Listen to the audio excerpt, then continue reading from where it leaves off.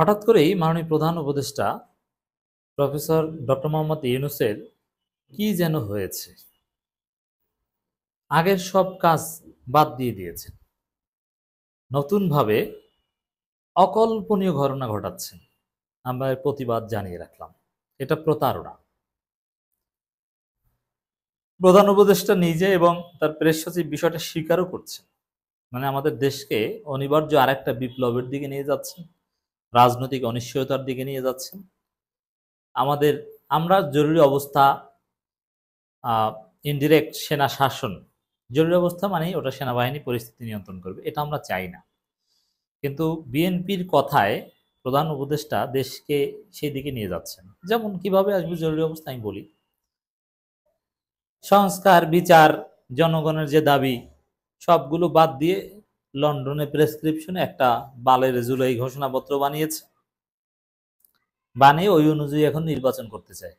অথচ বিএনপি বাদে কেউ নির্বাচনের রাজিই না, কারণ নির্বাচনের কোনো পরিবেশ নেই। দেশে চাঁদাবাজি থামাতে পারে না, মানুষকে থেতলে দেয় পাথর দিয়ে, ইট দিয়ে। আসছে নির্বাচন করতে। চাঁদাবাজির ভিডিও করলে তাকে গুলি করে হত্যা করে, নির্বাচন করতে আসে। সংস্কার, পরিস্থিতি নিয়ন্ত্রণ কোনো খবর নাই। সব থানা পুলিশ বিএনপির কথায় কান ধরে উঠে আর বসে, বিএনপিকে আব্বা আব্বা ডাকে। এই থানা পুলিশ দিয়ে, এই প্রশাসন দিয়ে নির্বাচন করবে।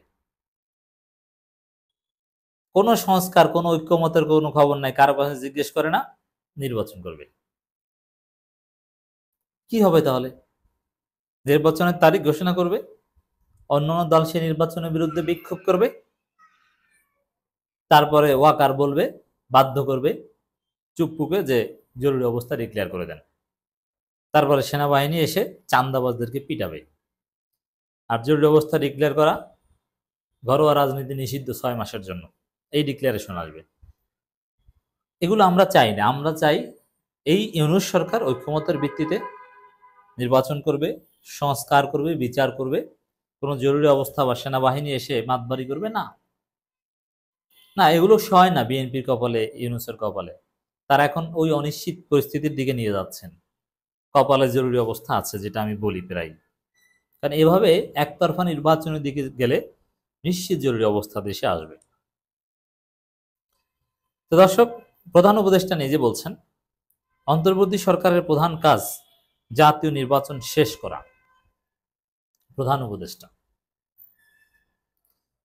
অন্তর্বর্তী সরকারের প্রধান কাজ জাতীয় নির্বাচন শেষ করা, এটা প্রধান উপদেষ্টার কথা। খেয়াল করেন, আমাদের প্রেস সচিব বলছেন সরকারের দ্বিতীয় অধ্যায় শুরু, প্রধান কাজ নির্বাচন। প্রেস সচিব, এর মানে সরকার দ্বিতীয় অধ্যায়ে চলে গেছে, এখন প্রধান কাজ নির্বাচন। মানে সরকার নিজেরাই বলছে তাদের চরিত্র এখন অনেকটা তত্ত্বাবধায়ক সরকারের মতো। What is caretaker government? Caretaker government means তাদের কোনো কাজ নাই, তাদের একমাত্র কাজ নির্বাচন করা। কিছু রুটিন কাজ ছাড়া কিছু কাজ করতে পারে না তারা। কোনো অর্ডিন্যান্স জারি, কোনো প্রজ্ঞাপন, কোনো সিদ্ধান্ত এগুলো নিতে পারে না। কিছু রাষ্ট্রের মৌলিক কিছু কাজ এটা চালিয়ে যায় জাস্ট। আর প্রধান কাজ হচ্ছে নির্বাচন করা। তাহলে প্রধান উপদেষ্টা কি হয়েছে? এতদিনের যে সংস্কার, বিচার বা জনগণের আশা, বিশেষ করে সংস্কার বিষয়ে বিশাল একটা প্রত্যাশা ছিল এই সরকারের উপর, সব বাদ, ওগুলো শেষ। আমরা এখন দ্বিতীয় অধ্যায়ে গেছি, নির্বাচন।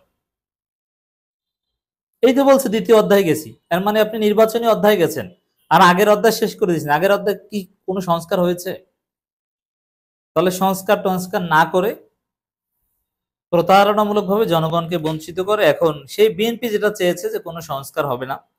বিএনপি নিঃসন্দেহে, আপনাদের মনে আছে, না মনে থাকলে মনে করিয়ে দিই, বিএনপি বলেছিল কিসের সংস্কার, এই সরকারের সংস্কার আমরা মানি না, আমরা এসে পরিবর্তন করে দিই। মির্জা আব্বাস বলেছিল এই সরকারকে সংস্কার ম্যান্ডেট কে দিয়েছে? এই সরকারের সংস্কার কোনো ম্যান্ডেট নেই।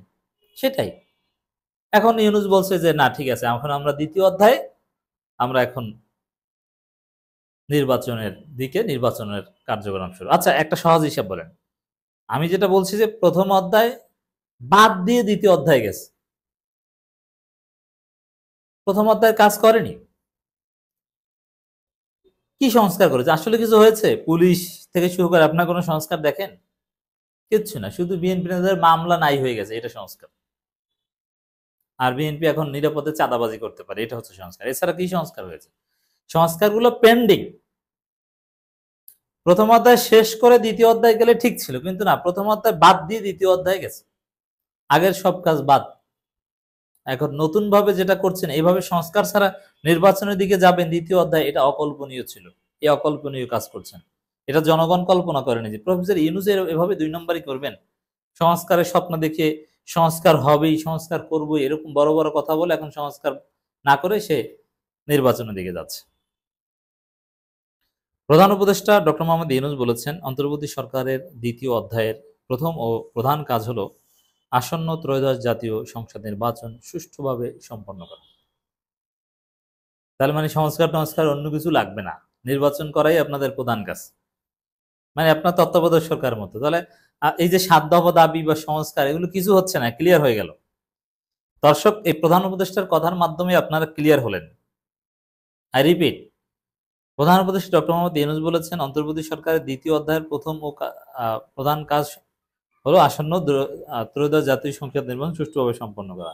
অথচ আমরা কি চেয়েছিলাম, আপনারা কি চেয়েছিলেন, যে প্রধান কাজ হবে সংস্কার করা, সংস্কারের পর নির্বাচন দেয়া, বিচার সংস্কার নির্বাচন, তো এগুলো ছাড়াই নির্বাচন।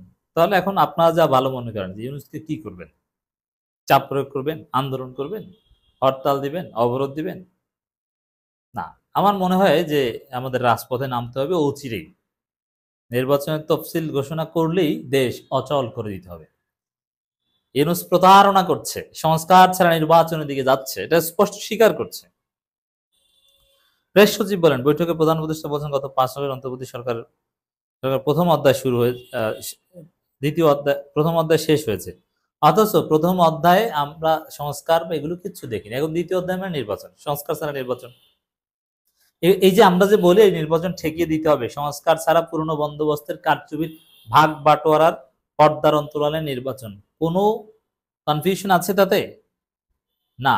প্রমাণ কি? এই যে দেখেন, যে প্রথম অধ্যায় শেষ মানে সংস্কার টংস্কার নিয়ে আর কোনো কথা নেই। তাহলে সংস্কার বিষয়ে যদি ইউনূসকে জিজ্ঞেস করেন কি বলবে? পরবর্তী পার্লামেন্ট সংস্কার করবে। আমরা প্রস্তাবগুলো দিয়েছি, বিএনপি এটাই চেয়েছিল যে সংস্কারের সুপারিশ মালা তৈরি হবে, পরবর্তী পার্লামেন্ট করবে, এই সরকারের ম্যান্ডেট নেই, ইউনূস মেনে নিতে বাধ্য হয়েছে। কিন্তু আমরা তো জানি যে নির্বাচিত সরকার আসলে কি করবে, অতীতের অভিজ্ঞতা হয়েছে না?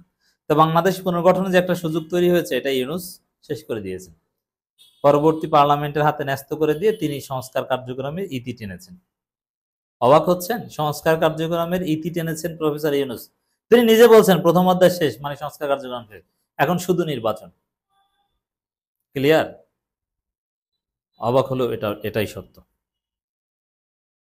তো দর্শক, আমরা আর একটা বিপ্লব করব, আন্দোলন করব।